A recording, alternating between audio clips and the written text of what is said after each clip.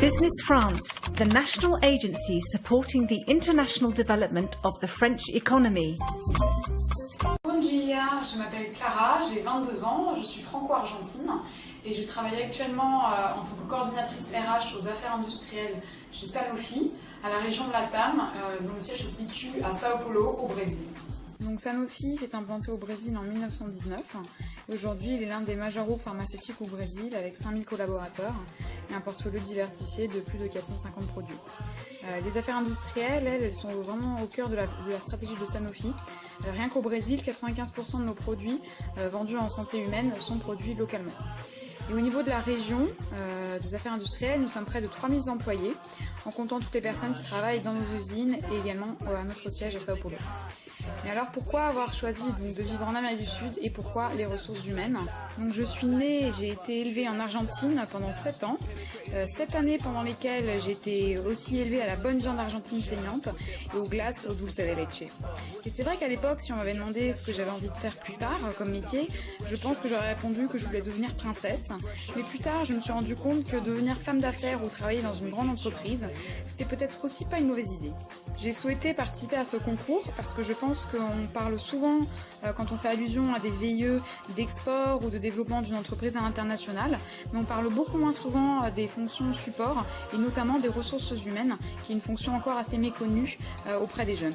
Et il ne faut pas oublier pourtant que les hommes et les femmes sont au cœur souvent de la stratégie d'une entreprise et contribuent amplement à sa réussite. Vous l'aurez compris, je suis une Argentine pure souche. J'ai également vécu pendant 6 ans au Mexique, donc voilà, je parle couramment espagnol, je connais bien l'Amérique latine, ce qui a fait que j'ai accepté aussi cette mission au Brésil. Mon rôle, en fait, c'est vraiment de faire le lien entre tous les responsables RH des sites industriels de la région Latam. Je travaille notamment avec le Mexique, la Colombie, le Venezuela et le Brésil, ce qui fait que je suis amenée à parler à la fois espagnol et portugais au quotidien. Donc c'est notamment sur tous les process par exemple de performance, de talent management, c'est-à-dire reconnaître les hauts potentiels de l'entreprise, établir des plans de succession à court, moyen et long terme, et également participer à des projets typiques des ressources humaines, notamment le projet Workday qui est un outil que nous utilisons énormément en ressources humaines. Donc mon principal challenge, je pense, ça a été au début de ma mission de prouver vraiment que j'avais ma place. Tout simplement parce qu'en fait je venais d'un secteur totalement différent du secteur pharmaceutique. Auparavant, je travaillais en ressources humaines, mais dans le secteur du luxe, donc chez Louis Vuitton, une des plus grandes entreprises françaises du luxe. Et je ne travaillais pas du tout avec un réseau en fait industriel, mais vraiment avec un réseau commercial ou de magasins. Donc j'avais un peu l'impression que tout le monde se demandait ce que je faisais ici et si j'avais vraiment cette capacité, comme on dit, à mettre un peu les mains dans le cambouis. Et en fait je pense que j'ai vraiment réussi à prouver que justement l'avantage de travailler en ressources humaines, c'est qu'on a cette capacité à s'adapter à plusieurs secteurs différents puisque c'est vraiment une fonction support. Donc je pense que j'ai vraiment réussi à démontrer ce dont j'étais capable. L'un de mes principaux accomplissements, je pense, ça a vraiment été de gagner le respect et la confiance de l'ensemble des responsables RH du réseau industriel chez Sanofi sur la région Latam. Tout simplement en fait parce que la plupart ce sont des personnes qui ont le double de mon âge. Donc je pense que c'était peut-être un peu difficile au début de s'entendre donner des ordres par une personne qui est 2 fois plus jeune que soi-même. Mais voilà, j'ai vraiment réussi à gagner cette confiance. Alors demain, c'est vrai que je ne me projette pas encore à ce que je voudrais faire après mon VIE. Mais c'est vrai que, étant donné que j'ai cette chance d'avoir la nationalité argentine, je me verrais bien rester en Amérique latine, en Amérique du Sud pour travailler. Parce que c'est vrai que voilà, moi je suis bilingue en espagnol, j'ai cette affinité pour la culture latine. Donc moi je me vois vraiment rester ici à l'avenir.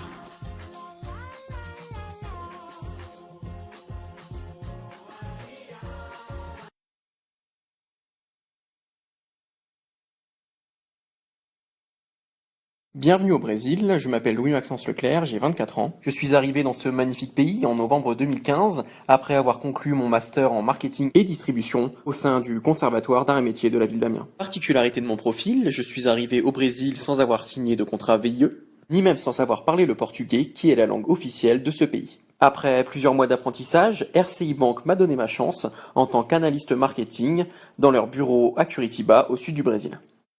Curitiba, où je me trouve actuellement dans les locaux de Banco RCI Brasil, pour vous présenter l'entreprise dans laquelle je travaille. Au croisement entre les secteurs de l'automobile et de la banque, RCI Bank fournit, depuis 1924 et la création de la DIAC en France, par Louis Renault, des services financiers dans le but de simplifier l'achat et l'usage de véhicules pour les marques de l'alliance Renault-Nissan. La filiale au Brésil a quant à elle été créée en 1999 et je travaille pour ma part au sein du service marketing. Mes missions principales concernent donc le reporting marketing, le pricing et la communication. Le rôle du marketing est donc essentiel au sein de l'entreprise car il permet de définir à la fois les offres commerciales en termes de financement, mais aussi d'analyser les ventes, le tout soutenu par une communication auprès de nos clients et de nos prospects. Pour toutes ces missions, des interactions sont nécessaires avec la quasi-totalité des services de l'entreprise, du contrôle de gestion au service info. La veille concurrentielle étant essentielle dans la réalisation de mes missions, la bonne connaissance du marché automobile brésilien est nécessaire, afin de satisfaire au mieux nos clients et de participer à la rentabilité de l'alliance Renault-Nissan. Suivre les tendances de marché, à la fois sur le secteur de l'automobile mais aussi le secteur bancaire, dans un pays où l'utilisation du crédit est omniprésente, est une partie essentielle de mon travail dans une entreprise qui se veut tournée vers l'avenir et innovante. Je me trouve actuellement au sein d'une concession Renault basée à Curitiba, non loin des bureaux de Banco RCI Brasil, pour vous parler de mes principaux accomplissements durant mes 9 premiers mois de contrat VIE. J'ai ainsi pu participer à l'amélioration des ventes des marques Renault et Nissan ici au Brésil via l'amélioration des reporting marketing déjà existants lors de mon arrivée dans l'entreprise. Ma seconde réussite a été l'automatisation de certains de ces reporting marketing pour me dégager du temps de travail. Grâce à ce temps gagné, j'ai pu créer de nouveaux reporting marketing utilisés au quotidien par les managers et le comité de direction de l'entreprise, afin que les décisionnaires de l'entreprise puissent avoir le maximum de données possibles, toujours dans le but de faire des choix pertinents. Conséquence ultime de mon travail étant l'amélioration de la compétitivité des produits et des services proposés par notre entreprise lors de la vente de véhicules de l'alliance Renault-Nissan dans un des marchés les plus stratégiques au monde. Mon plus gros challenge en arrivant ici au Brésil a été de m'adapter à une nouvelle culture et à un métier totalement nouveau pour moi. En effet, à l'inverse de beaucoup de VIE, je n'avais jamais connu d'expérience à l'international et j'avais réalisé la quasi-totalité de mes études en alternance en tant que responsable de rayon en France. Je pense pour ma part que le VIE est une excellente opportunité culturelle et professionnelle et j'espère qu'il m'amènera à des postes comme celui-ci au sein de l'alliance Renault-Nissan. Je compte rester au Brésil encore quelques années pour capitaliser sur cette expérience en VIE, avant, je l'espère, de connaître d'autres expériences à l'international. Mon objectif de carrière étant de travailler pour Renault Sport, où la marque mythique de l'Alliance, récemment ressuscitée, l'a dénommée Alpine. En tant que passionné de sport automobile, mon rêve ultime serait de travailler un jour pour l'écurie Renault Sport F1 Team.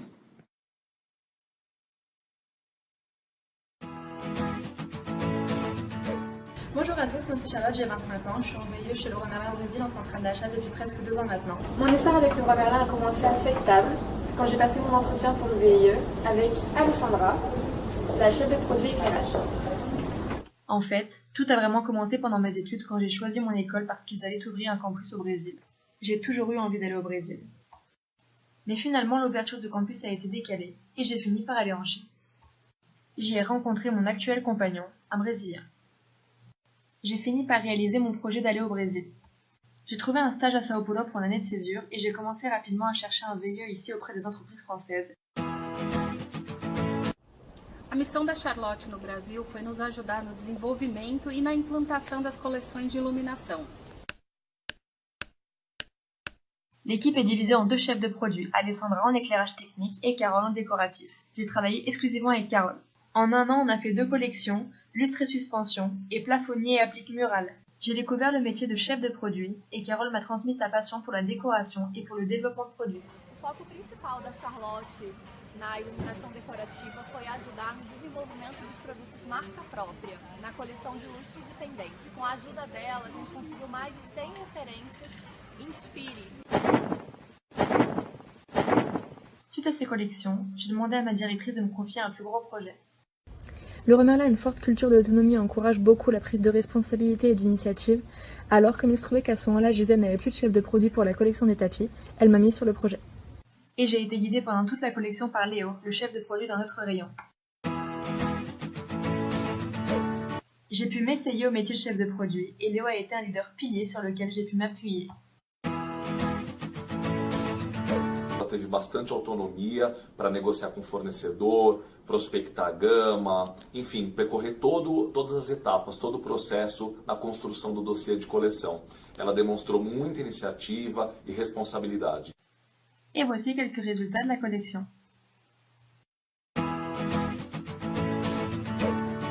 Après la collection, je suis retournée en éclairage décoratif, où j'ai développé des produits pour notre projet de gamme coordonnée 2018.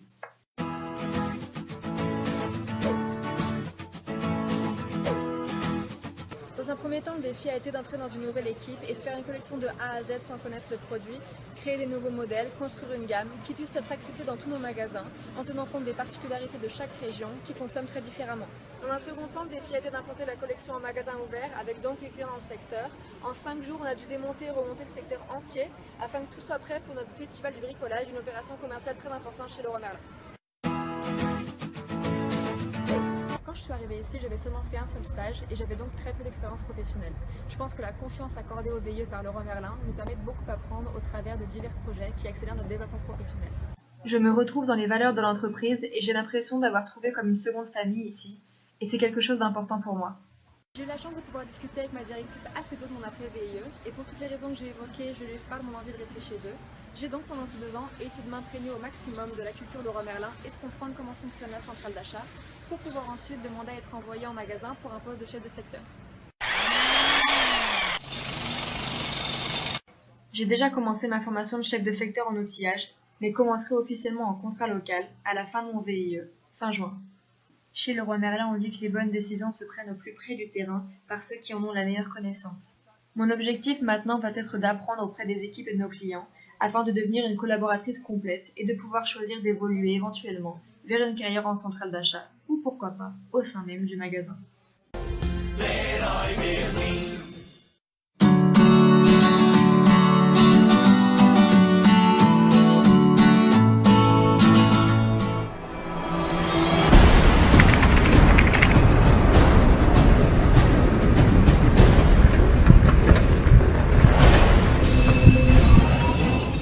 Ok, pas de problème, monsieur Tam. On va vous envoyer ces 100 000 kilos de café. Vous pouvez compter sur nous. Okay, we have a deal, but I need the cargo here in China within 30 days. Otherwise, you may face problems. Okay? Okay, see you. Bye. Ok, ça marche, monsieur Tam. Je vous envoie ça. À bientôt. Ah, les Chinois sont difficiles dans les affaires. Et c'est toujours compliqué de faire face à toutes ces nationalités différentes, mais c'est un des plus grands défis. Allez, maintenant, il faut que je commence le processus d'exportation. Il faut que j'aille voir Janine. Et c'est parti. Janaína. Ai! Janaína, eu fiz uma loucura. O que você fez? Eu fechei um negócio com o nosso cliente chinês. 100 000 kilos de café. Parabéns, ótimo negócio. Sim, mas é daqui a um mês. Ai, a gente não vai ter tempo para isso. A gente vai conseguir, Janaína. O que precisamos fazer? Você precisa reservar espaço no navio, Sim. Cuidar do desembaraço da mercadoria e cuidar de toda a documentação para que o cliente possa retirar a carga no destino. Ok, tá certo. Eu acho que eu entendi.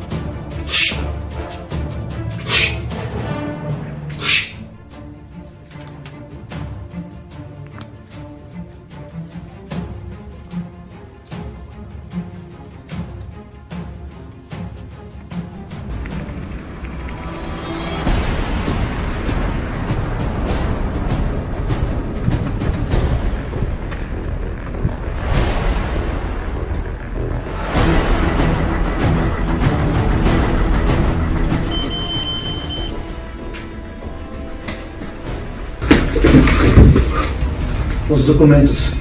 A mercadoria vai poder embarcar no navio. Obrigado.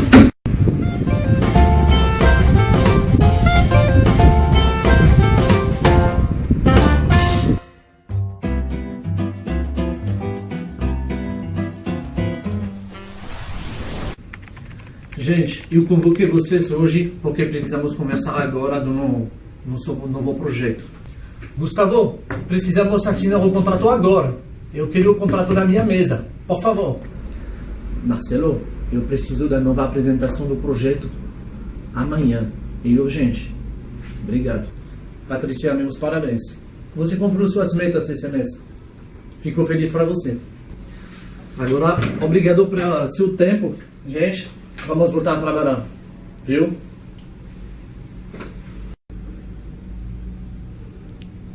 Axel. Axel. Acorda. Você tá na minha mesa.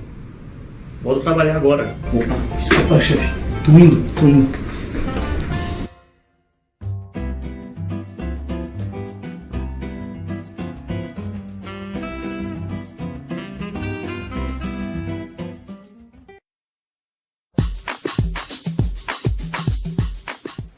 Je t'en avais pas parlé, mais je passais des entretiens pour un nouvel emploi et j'ai reçu la réponse aujourd'hui. Du coup, je pense que je vais accepter. C'est génial, félicitations. Alors, qu'est-ce que tu vas faire du coup? Merci, c'est gentil. En fait, c'est dans une entreprise de télécommunications qui s'appelle Arcadin. Arcadin? Je connais pas du tout. C'est un Pokémon? Faut vraiment que t'arrêtes de jouer à Pokémon Go, toi. Arcadin est l'un des fournisseurs de solutions de collaboration à plus forte croissance dans le monde.